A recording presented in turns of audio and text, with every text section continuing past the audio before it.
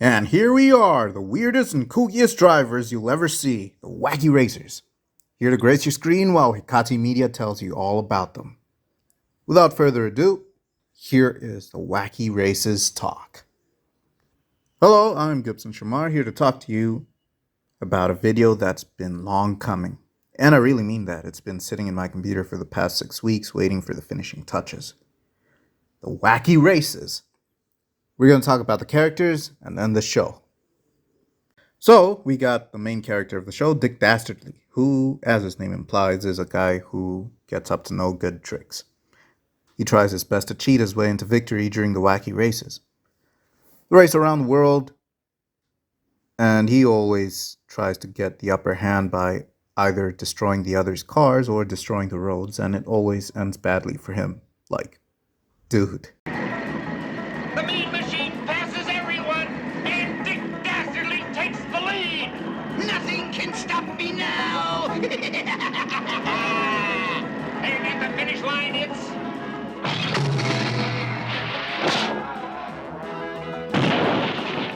Dick Dastardly has not crossed the finish line.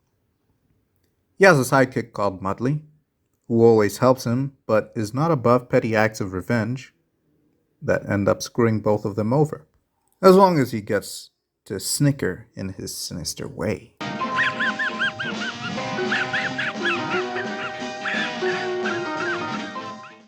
Dastardly is selfish, impatient, and very unlucky. He's also short-sighted.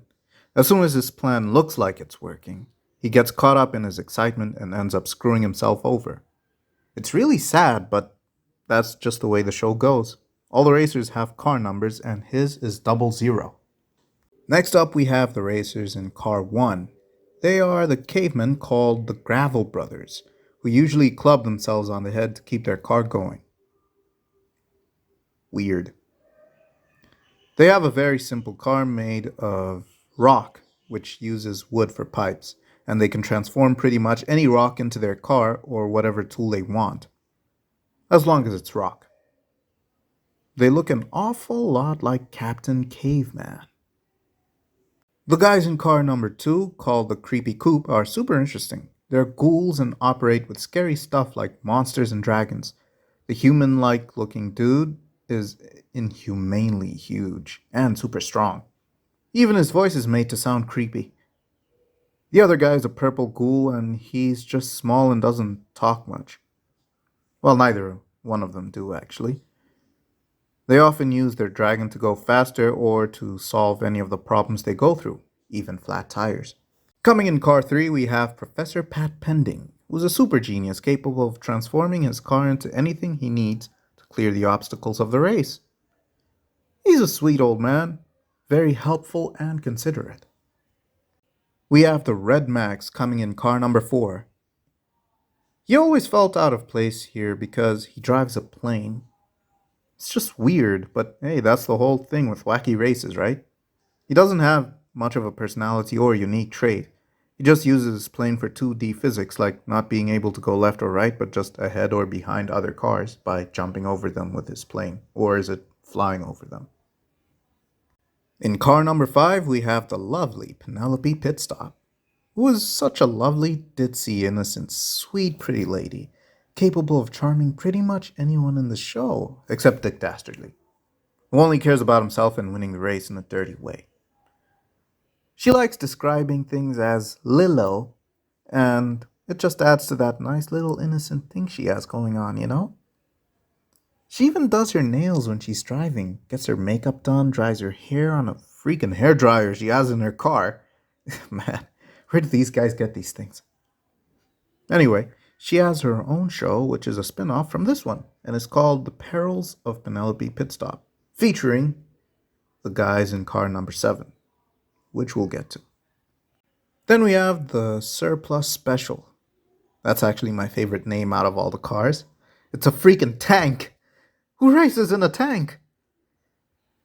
These guys are just so out of place that they're always ready for barracks drills or training, and they still speak like they're in the military. Really weird. We have the Bulletproof Bomb coming as car number 7. They're a group of gangsters called the Ant Hill Mob, who we learn in a few episodes' time, or a few episodes into the show, they're still on the run from the cops for crimes that they committed. Now, how the heck did they manage to sign up for these races if they're wanted? Whatever. They're pretty fun and stereotypical 20th century mafia type gangsters with suits and hats. The leader, Clyde, always calls them use mugs. They usually use their feet to make the car go faster when they need it to. They appear in the show The Perils of Penelope Pit Stop, which is a spin off from this one, and they usually rescue Penelope from the villain of the show's schemes to get her killed. Let's look at car number 8 in the Arkansas Chugabug. Luke and Blubber Bear are in it. Luke drives with his feet and often sleeps when driving. He blows into a balloon and lets the air out to make his car go faster. Really crazy stuff, I know. Then we got car number 9, which was my favorite when I was a kid. It's the Turbo Terrific, driven by Peter Perfect. This guy makes his car go faster by adding wheels to the car. It's the only car that made sense to me. Peter's a gentleman, a super strong guy too, who practiced in martial arts and has a soft spot for Penelope. Or at least he's always there to rescue her. Very nice guy. Then we have the last guy, Rufus Roughcut, in the Buzzwagon. This car was also one of those that made the least sense, but was a cool theory to bring to the screen. The car is made of wood, but the tires are buzzsaws. It's pretty cool. He's also a huge dude, really strong, and like all the other characters, would make a cool spin-off show. And now, onto the show. The show's premise is very simple. A bunch of weird racers race around the world and try to win at, well, races. They go through different environments, countries, face different situations which can endanger them, only mildly though. Never anything deadly, but always come through, except for Dick Dastardly, who compulsively cheats. He just always wants to cheat. Sometimes it is completely unnecessary because he's in the lead for most of every episode.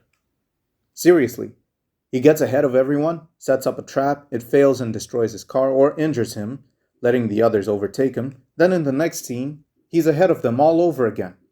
Seriously, how? Why? Why don't you just keep going? Heck, there was even an episode when he was about to win, and then he turns around to try and impede the other racers, even though he was already about to win. Why? Why? There were also some questionable decisions made by the race organizers. This one time, Dick was disqualified for stretching his car to be able to cross the finish line first, which he did, and then one race, Rufus Roughcut stretched his neck to do the same thing. Why wasn't he disqualified? It looks like the system was against Dick sometimes, you know? Anyway, the show teaches us a valuable lesson about cheating and honesty. It shows us that cheating is a very bad thing to do because we can become dependent on it, even for simple things. That's a lesson applied to real life too. If we depend too much on shortcuts, we're never going to get anything done the right way, even when it's within the realm of possibility. I don't know what went on back then with Hannah Babera, but I think that there were several missed opportunities with spin-off shows for every single one of these characters. The Gravel Brothers, well, I think they'd be good in a Flintstones episode. The Creepy Coop could be about the two of them running a spooky hotel. Peter Perfect could be a guy who works at an auto shop and has to deal with mishaps there.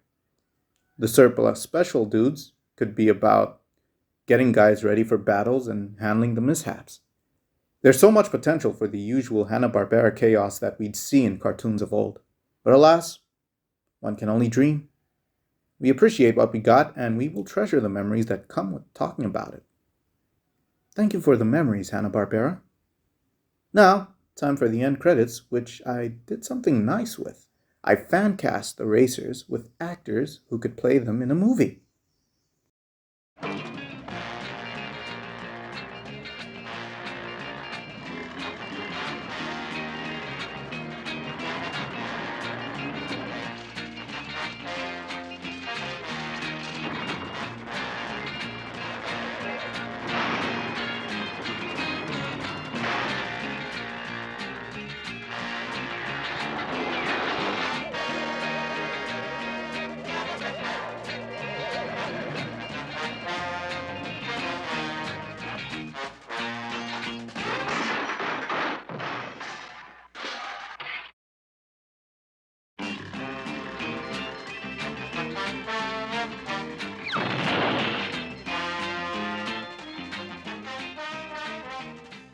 There you have it.